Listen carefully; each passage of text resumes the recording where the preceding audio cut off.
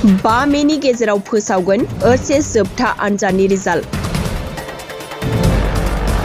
2024 मायथाइनि मेट्रिक आनजादनि रिजाल्टखौ फोसावनायनि उनाव रायजोनाङै फरायसुला फरायसुलि आरो दिथागिरिफोरा 2024 मायथाइनि OHS जोबथा आनजादनि रिजाल्टखौ नेनानै दं।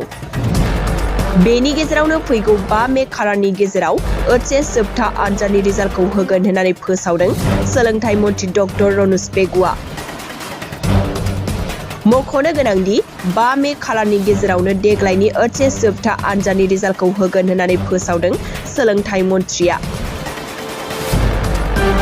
बबेखानि OHS जोबथा आनजादनि रिजाल्ट होनो थाखाय Assam higher secondary education council सुंद'यै AHSEC आ आबुङै थियारियाव दंखासै होननानैबो सोलोंथाइ मन्थ्रिया खौरांगिरिनि सिगाङाव बुंदों। मख'नो गोनांदि थांनाय 20 एप्रिल खालि देग्लायनि मेट्रिक आनजादनि रिजाल्टखौ फोसावदोंमोन।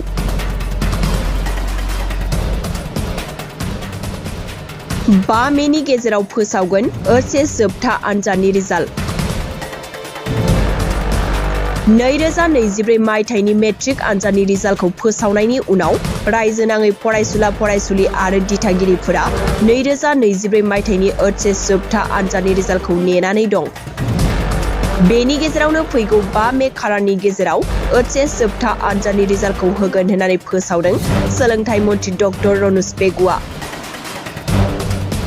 मख'नो गोनांदि 5 मे खालारनि गेजेरावनो देग्लायनि OHS जोबथा आनजादनि रिजाल्टखौ होगोन होननानै फोसावदों सोलोंथाइ मन्थ्रिया।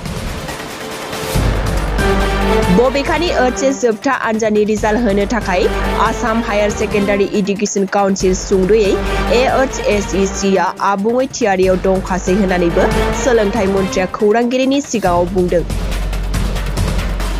मख'नो गोनांदि थांनाय 20 एप्रिल खालि देग्लायनि मेट्रिक आनजादनि रिजाल्टखौ फोसावदोंमोन।